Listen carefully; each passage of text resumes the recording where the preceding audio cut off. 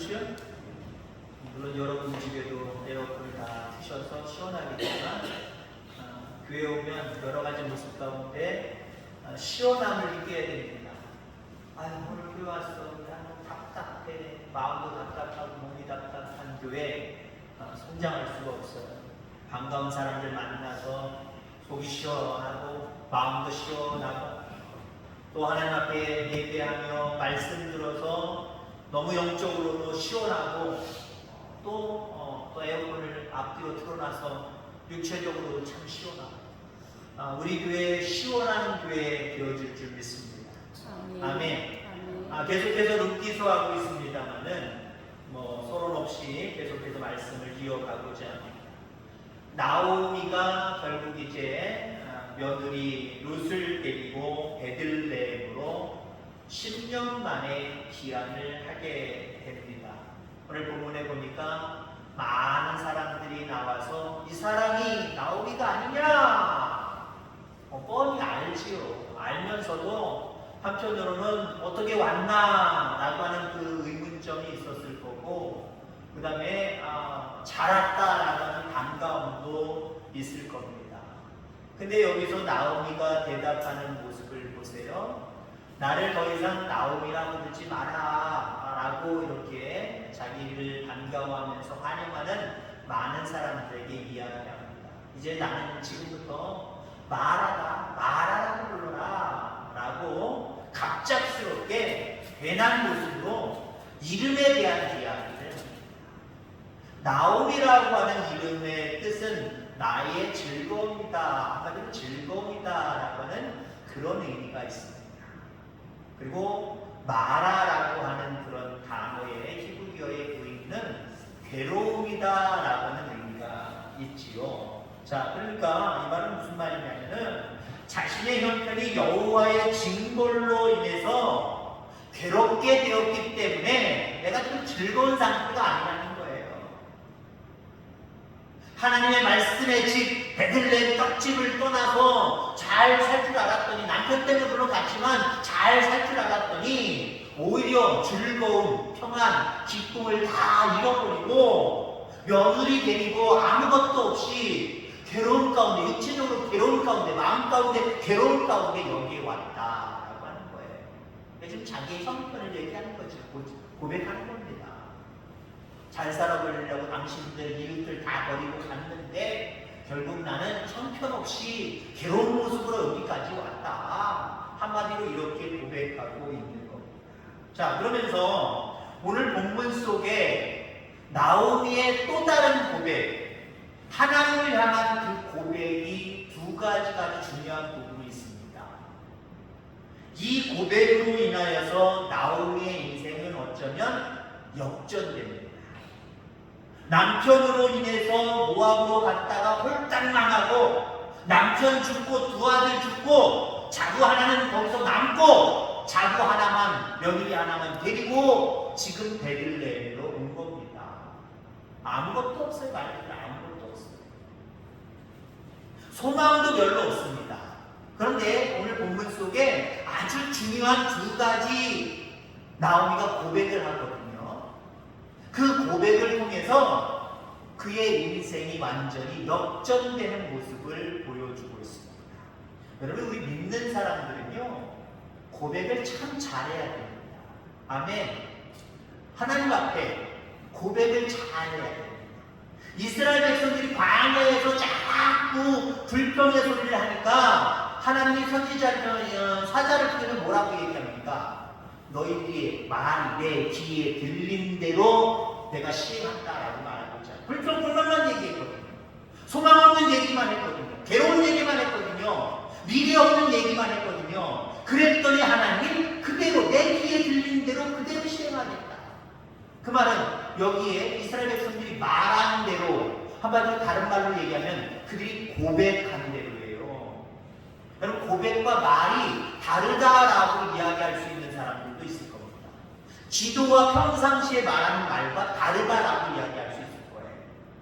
기도는 하나님 앞에 나름대로 포장을 해서 그리고 하나님 앞에 주의 이름으로 우리는 구하는 것이고, 내가 일상적인 삶 속에서 누군가와 대화할 때나 나 혼자 혼자 고백할 때 말하는 것은 지도가 아니다. 아니요. 우리는 일상적인 삶 속에서 내가 혼자 고백하는 말이나 다른 사람들과 함께 무엇을 이야기할 때 말하는 모든 말들이, 그 고백들이 하나님께 들려진다는 사실을 우리 기억해야 돼요. 근데 넓은 의미에서 지도는 성전에서, 여러분들 골방에서, 아니면 식당에서 음식 앞에 두고 나사렛 예수 그리스도 이름으로 하는 것, 이것만이 기도가 아니에요. 넓은 의미에서 기도는 우리의 일상적인 마음의 생각과 입술로 나오는 모든 말들, 이 고백들이 하나님이 들으시는 모습이기에 이것 또한 지도라고 생각하시길 바랍니다. 평상시 우리가 어떻게 고백하느냐, 대단히 중요한 거예요. 하나님이 기뻐하시는 고백들을 많이 여러분들 할 수 있기를 바랍니다. 지금 괴로운 모습 가운데 다시 베들레헴으로 왔지만 그가 지금 행하고 있는 여러 가지 행위 속에서 크게 두 가지로 하나님이 기뻐하시는 고백이 거기 오늘 본문 속에 두 가지가 있어요. 이것 때문에 나오미의 인생이 역전되어 버렸다니까요. 자, 그럼 아주 그의 인생을 변화시켰던, 역전시켰던 두 가지 고백은 무엇이냐? 첫 번째는요, 중간중간한 하나님에 대한 이야기가 나옵니다. 자기를 한탄하면서, 자기를 고백하면서 하나님에 대한 이야기를 나오는, 하나님에 대한 이야기가 나오는데 21절에 보면 전능자라고 하는 단어가 나옵니다. 여러분 21절을 한번 볼 수 있기를 바랍니다. 내가 풍족하게 나갔더니 여호와께서 내게 비어 돌아오게 하셨느니라. 여호와께서 나를 징벌하셨고 전능자가 나를 괴롭게 하셨거늘 너희가 어찌 나를 나오미라 부르냐 하니라 라고 말하고 있습니다. 물론 20절에도 중반절 부분에 보면 전능자 두 번 고백을 하고 있죠. 여러분 우리가 주일날에 찬양 예배 때 그 설교를 기억하실 겁니다. 하나님의 또 다른 이름 엘 샤다이, 무슨 의미가 있죠? 전능하신 하나님. 엘은 하나님을 의미하고요, 히브리어로. 샤다이는 전능하다, 전능자다, 전능하신 하나님. 지금 그러니까요, 오늘 나오미의 입술의 고백 속에 전능하신 하나님이 고백되어지고 있다라고 하는 거예요.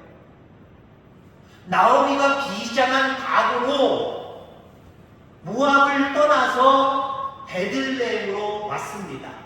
아주 비장한 각오로 온 거예요. 엄청나게 많은 사람들이 우리를 흉보겠구나, 욕하겠구나, 손가락질 하겠구나, 마땅히 거기 가서도 할 것도 없는데 남편 없이 두 아들 없이 세상 사람들 베들레헴 사람들은 꼴 좋다라고 그렇게 이야기할 겁니다. 그런 여러 가지 듣기 싫은 소리와 손가락질과 앞으로 살 길이 막막한 그곳으로 오는 게 이게 엄청나게 어려운 거예요. 근데 나오미는 하나님의 부름으로 알고 결단해서 베들레헴까지 왔단 말이에요. 왔는데 왔으면 뭐합니까? 사실 왔는데 실질적으로 변화된 것은 하나도 없습니다. 상황이 변화된 것, 바뀐 것 하나도 없습니다. 달라진 것이 하나도 없다라고 하는 겁니다. 그런 상황, 어쩌면 지금 띠니도 걱정해야 될 거예요. 띠니도 걱정해서 나오미는 나가지 못하고 며느리가 오자마자 그 다음날 밭으로 나가잖아요. 이삭 죽기 위해서. 이건 뭐예요? 돌아왔는데 띠니조차도 걱정해야 될 상황이라는 거예요.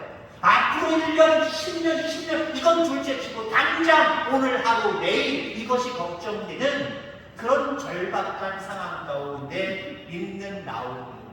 여러분들 같으면, 세상 사람들 같으면 이런 형편 속에서 어떤 고백들이 나오겠습니까?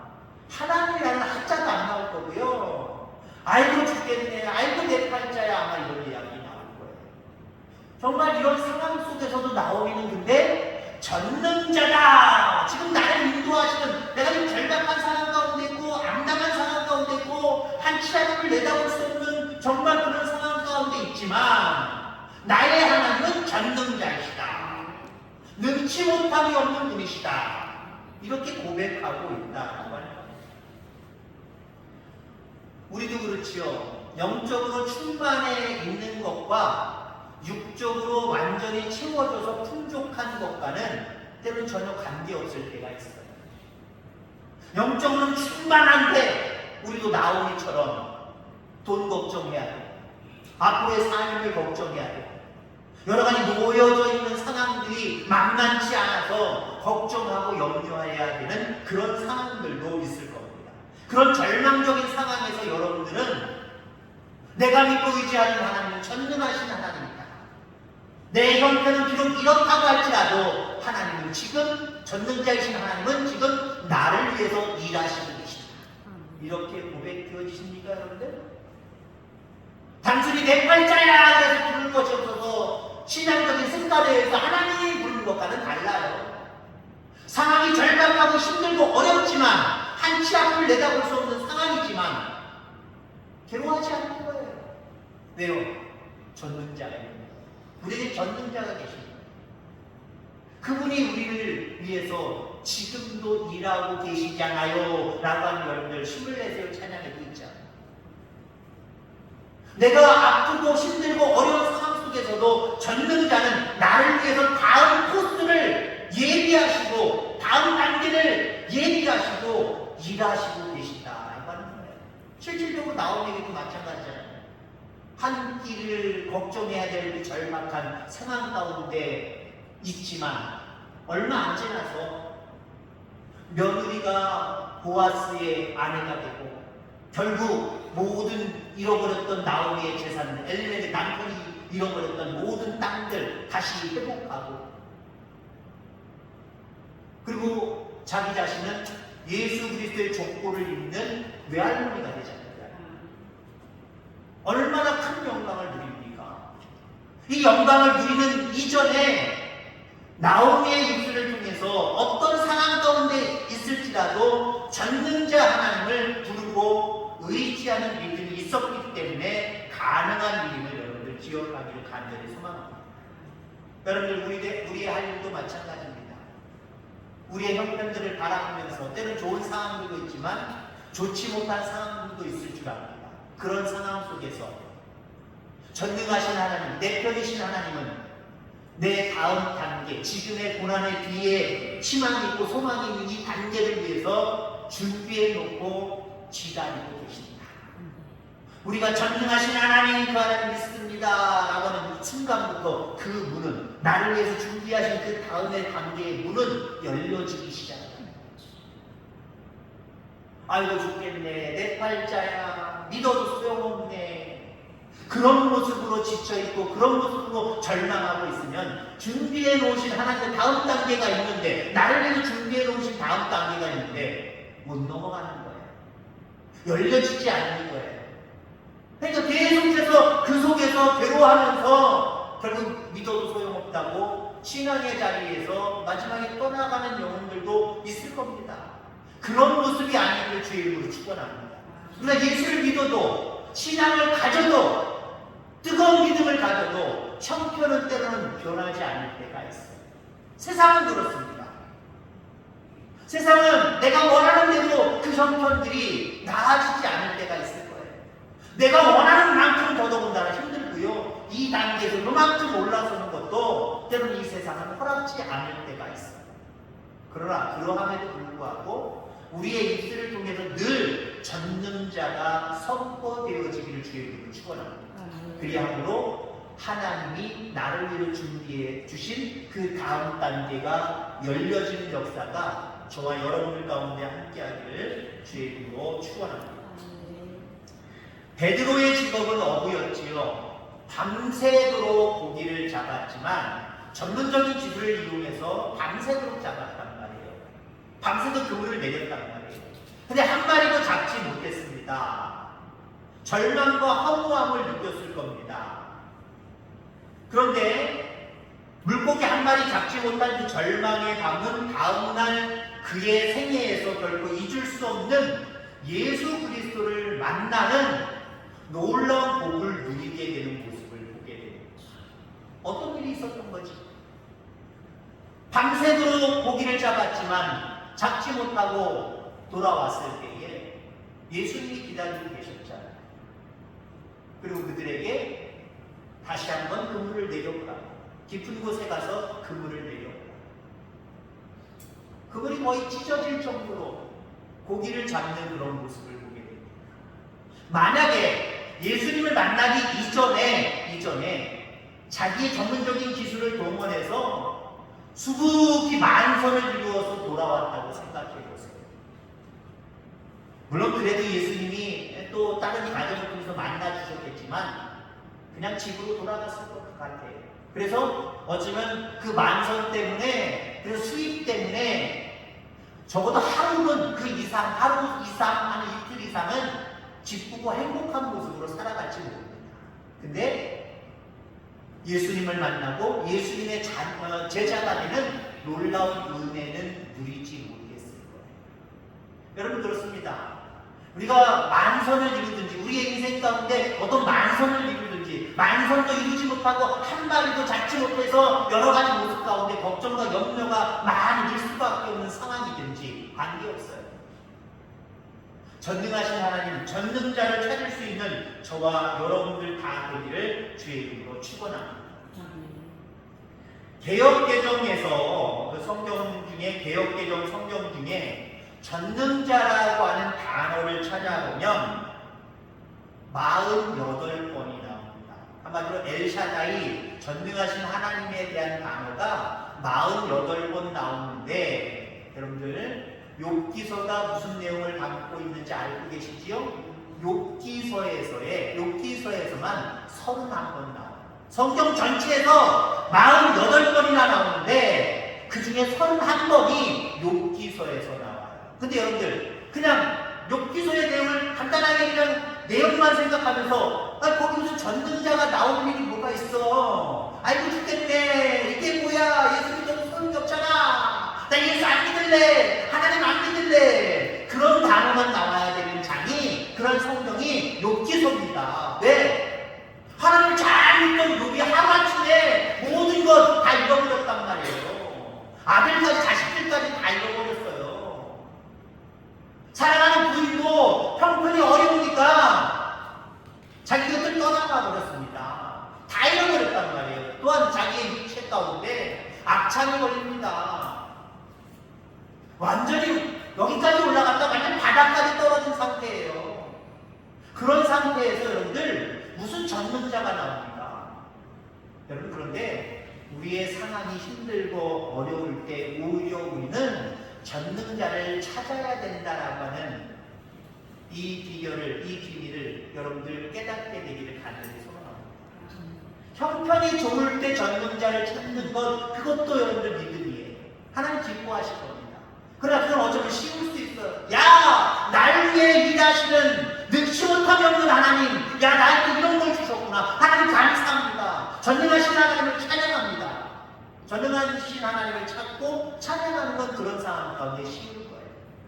그런데 욥기서에서처럼 우리에게 보여준 것처럼 여러분 형편이 어려울 때도 날 위해 일하시는 전능하신 하나님을 늘 고백하고 의지하고 살아가는 저와 여러분들 다 되어지기를 주의 이름으로 축원합니다. 자, 그 다음에 나오미의 인생을 역전시켰던 두 번째 고백이 오늘 본문에 나오는데 히브리어로 슈브라고 하는 단어입니다. 다시 말해서 돌아오라, 돌아왔다, 돌아오라 라고 하는 그런 단어라고 하는 거죠. 22절 말씀에 보면 나오미가 모압 집안에서 그의 며느리 모압 여인 룻과 함께 돌아왔는데, 여기 돌아왔는데 있지요. 그들이 보리 추수 시작할 때 베들레헴에 이르렀더라. 돌아왔는데 이르렀더라. 이 단어 속에 히브리어 슈브가 다 들어가 있어요. 슈브라고 하는 의미가 다 들어가 있어요. 결국 모압 이방 땅에서, 하나님이 저주하신 이방 땅에서 떡질, 생명의 말씀이 있는 하나님이 함께 하시는 그곳으로 돌아왔다는 거예요. 여러분 우리의 회복, 우리의 변화, 우리의 인생 역전은요 하나님 안에 붙어 있을 때 가능해요. 하나님이 함께 하실 때 가능해요. 나 혼자 내 능력으로 내 힘으로 무엇을 하여서 내 인생을 역전시키고 내 인생의 어떤 극치를 이루는 것 가능하지 않아요.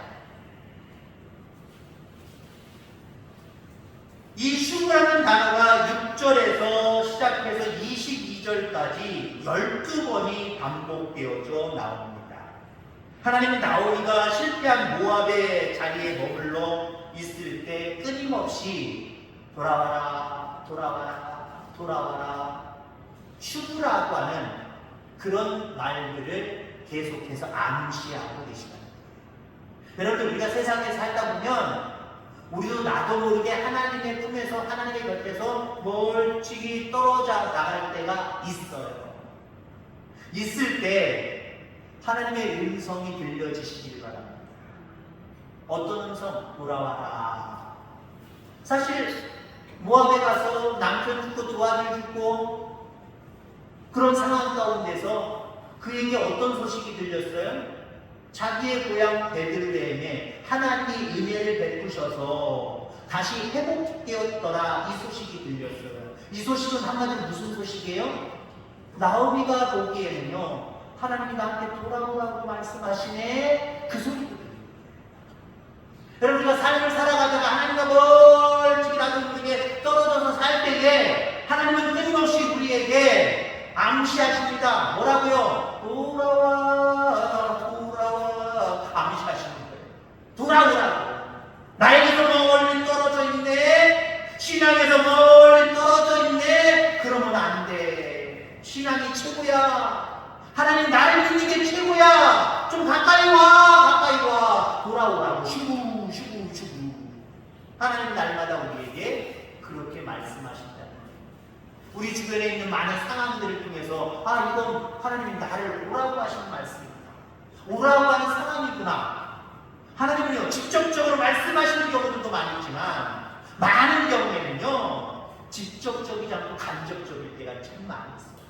다른 사람을 통해서, 아니면 어떤 경험과 사건들을 통해서, 어떤 사물들을 통해서 내 신앙의 지금 내 위치를 하나님이 돌아오고 깨닫게 하시고 결국 돌아오게 하신다는 거예요. 돌아오는 게 여러분들 은혜의 역사의 시작임을 기억하게 되기를 주의 이름으로 축원합니다. 회개는 엉엉 울면서 눈물로 지난 행위를 후회하는 것, 여기까지 끝나면 안 돼요.